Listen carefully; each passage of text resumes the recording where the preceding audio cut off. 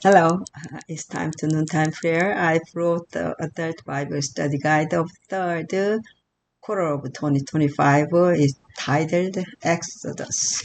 It has lesson 13. Let me read 1 through 13 subtitle. Opposition, the background, the birth of Moses, 2, the burning bush, and rock start, the plagues, Passover through the Red Sea, the bread and water of life, covenant at Sinai, living the law, the covenant and the blueprint, apostasy and intercession. Please show me your glory, the tabernacle. And lesson 1, oppression, the background and the birth of Moses. Read for this week's study Exodus 1 through 22, Genesis 37, 26 through 28, Genesis 39, 2 and 21, and Acts 7, 6, Galatians 3, 16, 17, Exodus 2, 1 through 25. Memory text comes from the book of Exodus 2, 23 through 25. The children of Israel groaned because of the bondage, and they cried out, and their cry came up to God because of the bondage. So God heard their groaning, and God remembered his covenant with Abram, with Isaac, and with Jacob. And God looked upon the children of Israel, and God acknowledged them. So the book of Exodus resonates with accounts of the oppressed, the marginalized, the persecuted, the exploited, and the degraded. Thus, people today who feel abandoned, forgotten, and enslaved can find hope because the same God who saved the Hebrews can save them as well. The book of Exodus speaks to the existential battles of life and to the injustice and trials that are part of this life. Everyone can be encouraged by the stories of God's interventions in favor of his suffering people. God hears the cry of the oppressed, sees their struggles, knows their tears, and in their agony comes to help. God takes the initiative to deliver those who trust in him. We need simply to accept by faith what he offers us. This is why the book of Exodus should be studied, for it points to what Jesus has done for us all. It is a book about redemption, deliverance, and final salvation, all of which are ours by faith in Christ Jesus and what he has secured for us. In the midst of the turmoil and darkness, if our eyes are fixed on God, we can recognize his presence, care, and help as he guides us to the eternal promised land. And Sunday Park God's people in Egypt. The book of Exodus is called in Hebrew Shemot, literally names. In English, according to the opening words of that ancient document, and these are the names, is how it begins. The names of the patriarch Jacob's family are enumerated right at the start. And the Exodus 1 through 7, what crucial truth is found here? The book of Exodus begins with a reminder of God's blessing. When the patriarch Jacob and his family settled in Egypt, they were only 70 people, Genesis 46:27, Exodus 1:5.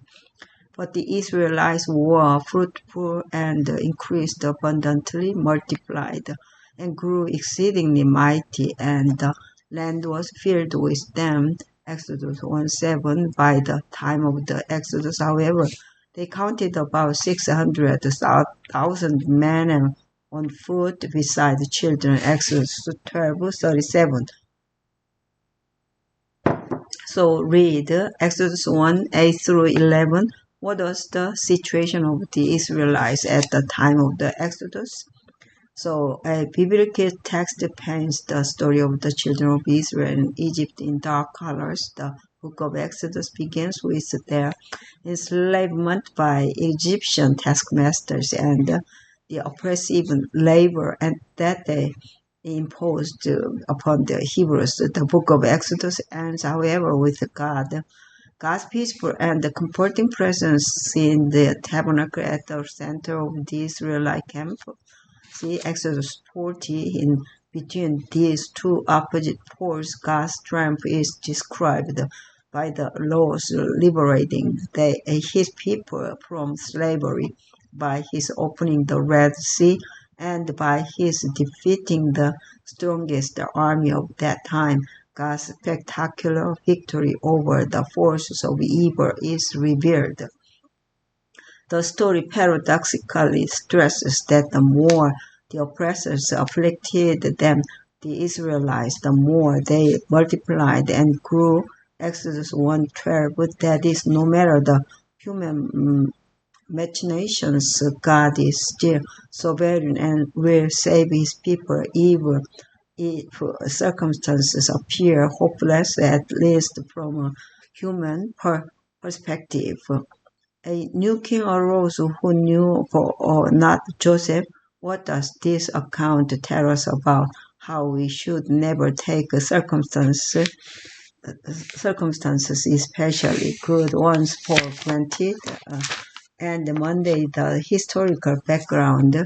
When Jacob's family arrived in Egypt after experiencing famine in Canaan, Genesis 46, the Egyptian king was friendly toward the Hebrews because of Joseph and all that he had done for the Egyptians. And Pharaoh said to Joseph, "See, I have set you over all the land of Egypt." Then Pharaoh took his signet ring off his hand and put it on Joseph's hand, and he clothed him in garments of fine linen and put a gold chain around his neck. And he had him ride in the second chariot which he had, and they cried out before him, "Bow the knee." So he set him over all the land of Egypt. Genesis 41, 43. What was the key to Joseph's amazing success in Egypt after such a rough start? Read Genesis 37, 26-28 and Genesis 39-21. The most plausible historical background to the Joseph story is the following. The new ruler in Exodus 1:8, who did not know Joseph, is Ahmose, 1580 through 1546 BC. Next thing, Amenhotep first, 1553 through 1532 BC, the ruler who feared the Israelites and oppressed them. Later Thutmose first issued the death decree for all the Hebrew male children. His daughter Hatshepsut, 1504 through 1482 BC, was the princess who adopted Moses to be her son. Pharaoh Thutmose III, 1504 through 1450 BC, who was for some time cordial with Hatshepsut, was the hero of the Exodus. The Exodus occurred, according to the best calculations, in March 1450 BC. See William H. Share, and there are to understand time of the Exodus. You're gonna see it's better. I already read it, but this one will be the reference, so you're gonna see. The first chapter of the Exodus covers a long period from the time of Joseph, when his father Jacob with the entire family entered Egypt, to Pharaoh's death decree. Though some debate exists over the exact number of years, what matters is that even with his people enslaved in a foreign land, the Lord did not forget them. That is, even though many details about the Hebrews in Egypt at that time remain hidden at least for now. See 1 Corinthians 13:12. The revelation of God's character still shines through the pages of this book as it does all through Scripture. We can know that no matter how bad things seem, God is always there, and we can trust Him in whatever bad situations we find ourselves. And Tuesday today at the Hebrew midwives. Yeah, I'm gonna read this evening too. Yeah, one cannot understand the book of Exodus without presupposing the teachings of Genesis. The Jews moved to Egypt, and after a time of great prosperity and peace, they were enslaved. But God did not abandon His people to their problems, even though it may sometimes have seemed so. No doubt many of the Hebrew people despaired of their plight, yet in the time of distress, God comes to help with His mighty hand. Our Lord encourages His followers, call upon me in the day of trouble, and I will deliver you, and you shall glorify me. Psalm 15. Yeah. Read Genesis 1:9 through 21. What key role did the faithful midwives play, and why are they remembered in history? Though no Pharaoh has a name in the book of Exodus, they carry the title of Pharaoh only, which means the king. The Egyptians believed that the Pharaoh was a god on earth, the son of the god Ra, or Osiris, or Horus. Ra was considered the highest Egyptian deity, the sun god himself. Yet despite all his power, this god was not able to force the midwives to go contrary to their convictions. In fact, in contrast to the nameless Pharaoh, the two midwives are named Shipporah and the Puah, Exodus 1:15. They are highly esteemed because they feared the Lord. Pharaoh's wicked command had no effect on them because they respected God more than the orders of unearthly rulers. See also Acts 5:29. Thus God blessed them with their own large families. What a powerful testimony to faithfulness. These women, regardless of how little they knew of theology, knew not only what was right, but chose to do what was right.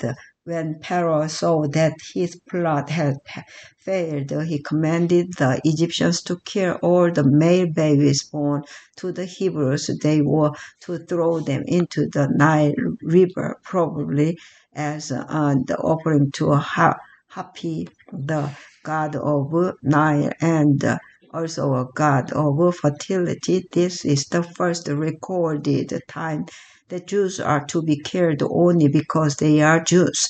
The purpose of the death decree was to subdue the Hebrews, to annihilate our male descendants, and to assimilate the women into the Egyptian nation, thus ending the threat that Pharaoh believed the Hebrews posed to his nation. So the midwives not only knew that what the right action was to take, but they took it. Was the obvious message here for us? What's the obvious message here for us? Yeah. So 14 minutes already gone. So let's pray.